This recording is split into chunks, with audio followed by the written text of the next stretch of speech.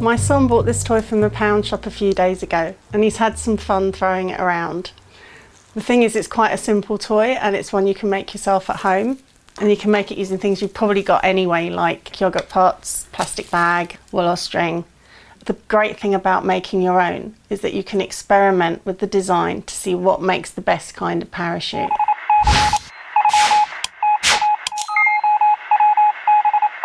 Right, so what does the parachute do? When it opens up, it makes a ginormous thing. It makes some sort of ginormous circle. It goes whoop, whoop, whoop, whoop, whoop, whoop, whoop, whoop, whoop, and flop.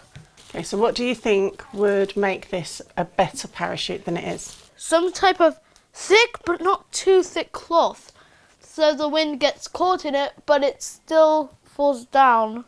So you want it to be kind of light but kind of thick at the same time? Yeah.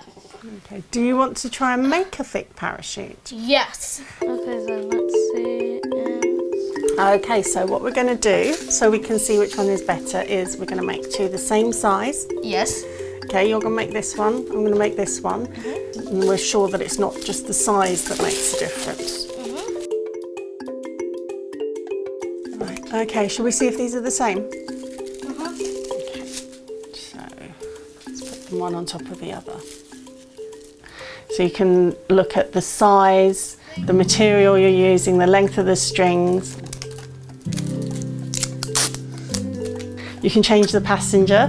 If you want to make it a bit more interesting and add some danger, you can always make the passenger an uncooked egg. Okay, put them in. And see if your design is good enough to get the egg safely to the ground. And lift it up and see if it will hold the weight. You can choose the design, but I'm going to show you a really simple one. Because I want it to be round, I'm going to cut the seam off the bottom of this bag.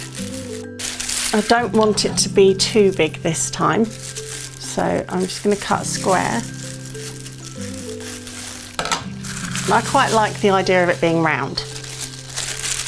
So I'm just going to fold it in half, because it's really hard to cut a circle freehand. Round off the edges.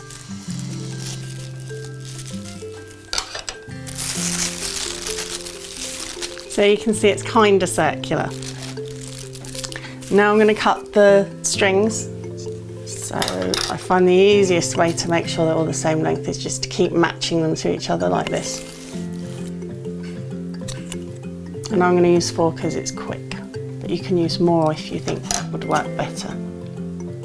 So now I've got my strings. I'm going to attach them to the basket, in this case a yogurt pot, but basically any small container. And I'm just going to sellotape them to the corners.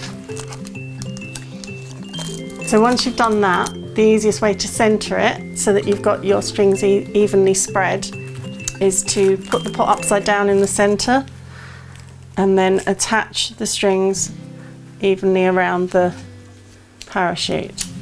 Okay, and that's your basic parachute.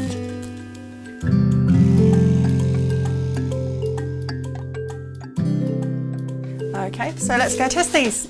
Right then.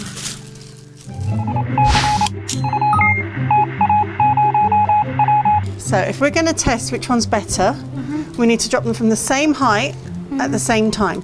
Okay. Yeah?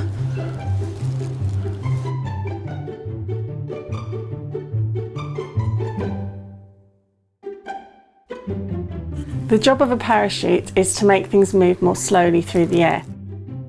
Now, we don't normally notice the effect of the air when we're just walking around, but on a windy day, or if you stick your hand out of a car window, you can feel the air pushing against you in the opposite direction. And this is called air resistance. 3, 2, 1. And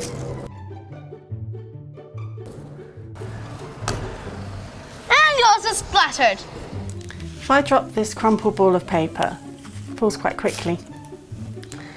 But if I drop a flat sheet, it drops quite slowly.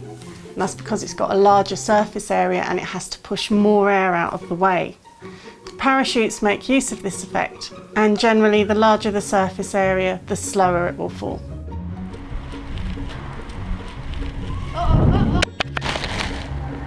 So I'm not sure how precise our experiment was earlier, but it certainly entertained the neighbours.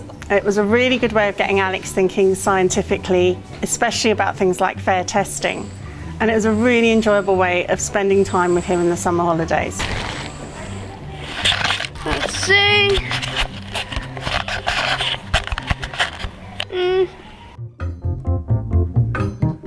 Where do you think? Round there?